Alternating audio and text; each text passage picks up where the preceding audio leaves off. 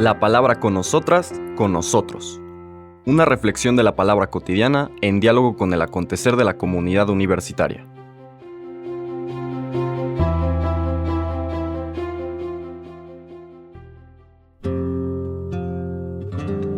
Hola, buenos días. Bienvenidas, bienvenidos a la palabra con nosotras, con nosotros. Continuamos nuestro recorrido por el capítulo 15 de la primera carta a los Corintios, dedicado temáticamente a esta pregunta seguramente sobre la muerte, la resurrección, que sería del futuro de los creyentes que se dormían en Cristo, como de alguna manera se expresaba en aquel entonces. Ya veíamos que Pablo subraya la importancia de sustentar nuestra fe en el sentido profundo del término, que implica desde luego algo de creencia, es decir, elementos que no vemos todavía, pero que percibimos como promesa con consistencia, pero también elementos de lo que sabemos, de lo que vivimos, de lo que hemos experimentado. Y Pablo subraya que él sostiene su fe en la resurrección porque ha encontrado al resucitado. Y esa es una, experiencia común de todos los creyentes. Ha ido elaborando, comentábamos, de distintas maneras este sentido. Como invita a los creyentes a seguir recorriendo este camino de encuentro con el resucitado para sobre eso sustentar su propia esperanza, su fe en la resurrección. Hoy vamos a ver cómo sigue abordando la temática desde otras perspectivas para terminar de completar su argumentación. Pero yo diría lo fundamental, ya lo dijo. Está hablando de una realidad que trasciende nuestra experiencia cotidiana de material e inmaterial y que está sustentada más en la experiencia de una presencia comunicativa, con una propia voluntad, con una capacidad de manifestársenos. Hoy vamos a leer en particular una de las partes más curiosas, podríamos decir, desde la perspectiva de historia de nuestra fe, porque va a describir una práctica que ya no es parte de la fe ni de la práctica cristiana y vamos a tratar de entenderla. Estoy hablando del versículo 29 al 34 del capítulo 15 de 1 Corintios. Nos dice Pablo: si no fuera así, ¿qué hacen los que se bautizan por los muertos? Si los muertos no resucitan, ¿por qué se bautizan por ellos? ¿Por qué nosotros nos exponemos en todo instante al peligro? Cada día estoy en peligro de muerte. Lo juro, hermanos, por el orgullo que siento de ustedes ante Cristo Jesús, Señor nuestro. Si por motivos humanos luché con las fieras en Éfeso, ¿de qué me sirvió? Si los muertos no resucitan, comamos y bebamos, que mañana moriremos. No se dejen engañar. Las malas compañías corrompen las buenas costumbres. Vuelvan a comportarse como es debido y dejen de pecar, porque algunos de ustedes todavía no saben nada de Dios. Para vergüenza de ustedes lo digo. Palabra de Dios.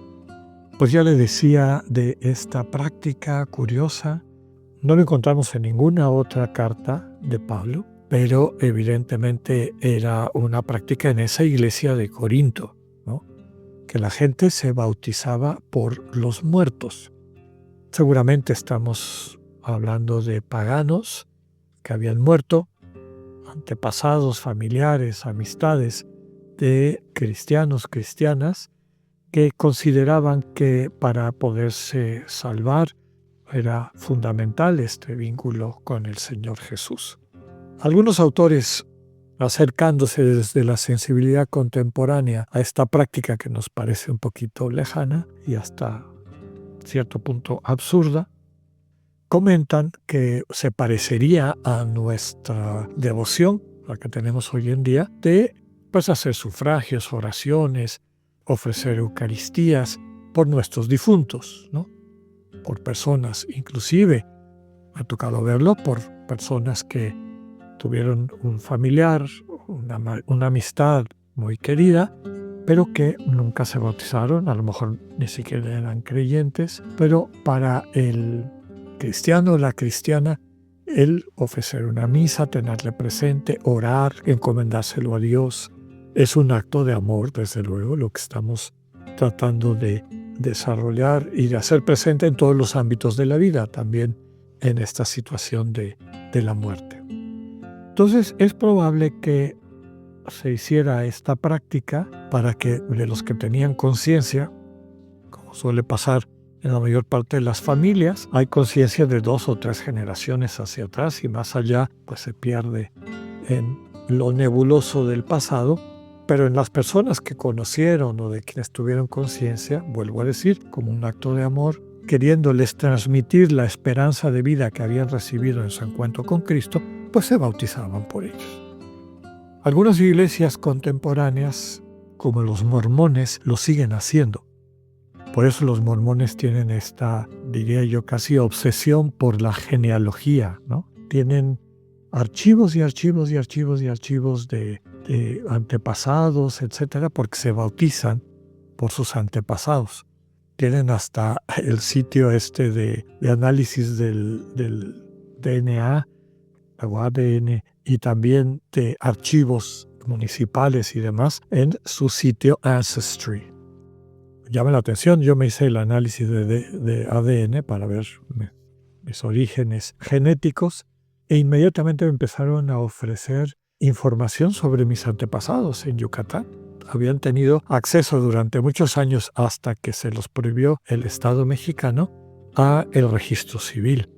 Y entonces me llegaba, este se casó con este se casó con el otro, en fin. Pero bueno, ese es anecdotario. Había esa práctica.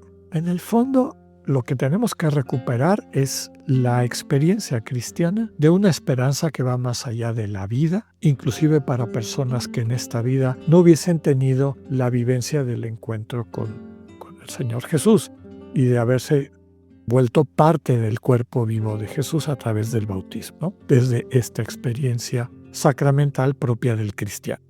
Pero está esta intuición de que pues el amor trasciende las fronteras de la muerte y quien intercede por sus familiares, quien quisiera tenerles ahí para acercarles a la vivencia de redención que recibimos en el Señor, pues ya lo practicaban. En esa época era a través de este bautismo por los difuntos.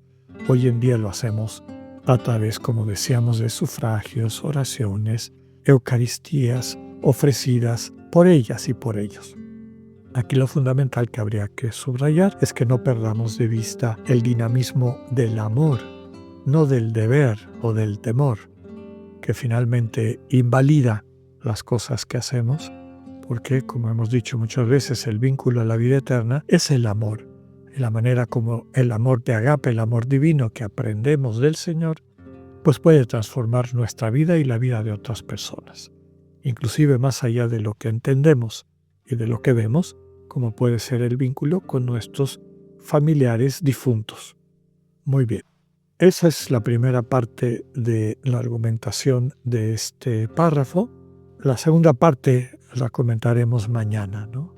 Está nuevamente testimonio de Pablo que les dice, vean cómo yo he actuado claramente como quien tiene puesta su esperanza en la realidad del Señor resucitado a quien yo he encontrado.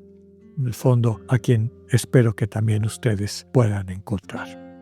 Que tengan un buen día, Dios con ustedes.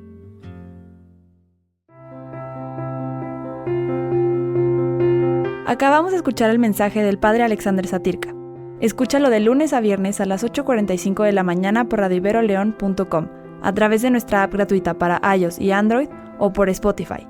Esta es una producción de Radio Ibero León en colaboración con el ITESO, Universidad Jesuita de Guadalajara.